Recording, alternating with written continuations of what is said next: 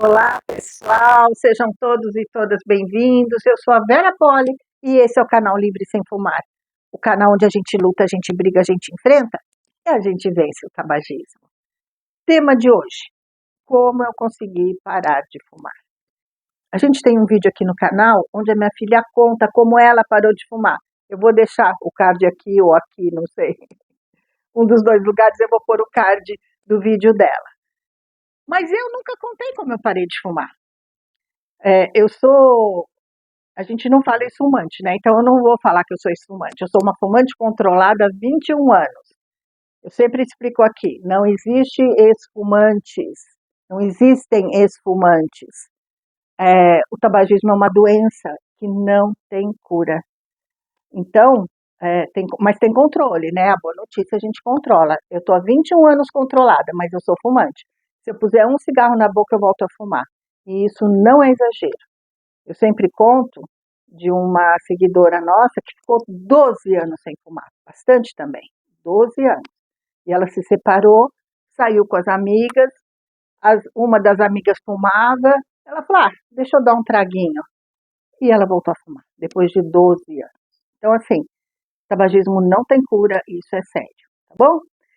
Então, eu falo que eu sou fumante controlada há 21 anos, mas eu fumava muito, muito. Eu vou contar algumas coisas que eu não tenho nenhum orgulho, mas para você ver quanto eu fumava, assim, como eu era dependente da nicotina. Então eu tenho 2 filhos, né, que já estão velhos não, que eles vão me ficar bravos, mas são adultos já. Mas nas minhas 2 gravidezes eu fumei bastante, principalmente na segunda, porque logo depois me separei, eu já estava mal naquela gravidez e mal emocionalmente, né, que estava vendo que eu ia me separar, e então eu usava muito cigarro, imagina, e eu amamentava fumando, eu pegava meu bebê aqui, meu filho, e ficava fumando com o cinzeiro aqui do lado. Claro que naquela época, 40 anos atrás, não se falava tanto que o cigarro fazia mal, mas já falavam sim, só que não falavam tanto como é hoje, né? E eu fumei igual uma louca, igual uma louca. Bom, eu sempre trabalhei numa ONG que eu amava. Eu era voluntária nessa ONG. Eu amava, amava, amava, amava.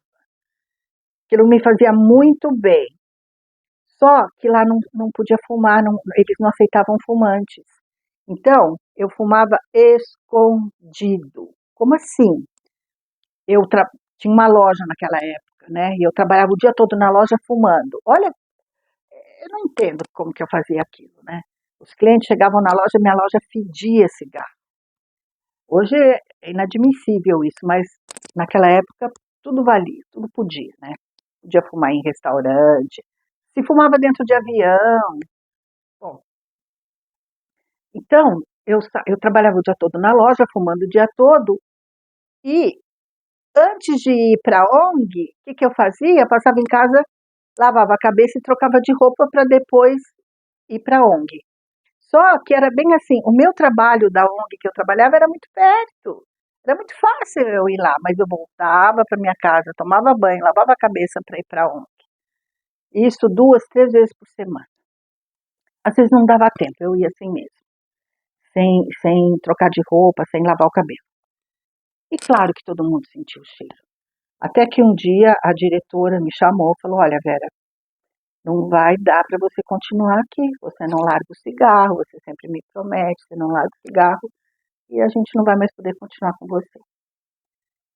Ai, aquilo foi um horror para mim, eu falei, não, Dona Yara, chamava Dona Yara, chama, né, ela tá viva ainda. Dona Yara, eu vou parar, me dê essa última chance. Aí eu cheguei em casa, tirei o cigarro da bolsa, tinha sempre, né, um monte de maço na bolsa, e coloquei em cima da geladeira, não tinha coragem de jogar fora. Eu recomendo que as pessoas joguem fora. Joga fora isqueiro, cigarro, tudo, né, que lembrar o cigarro. Mas eu não tive essa coragem.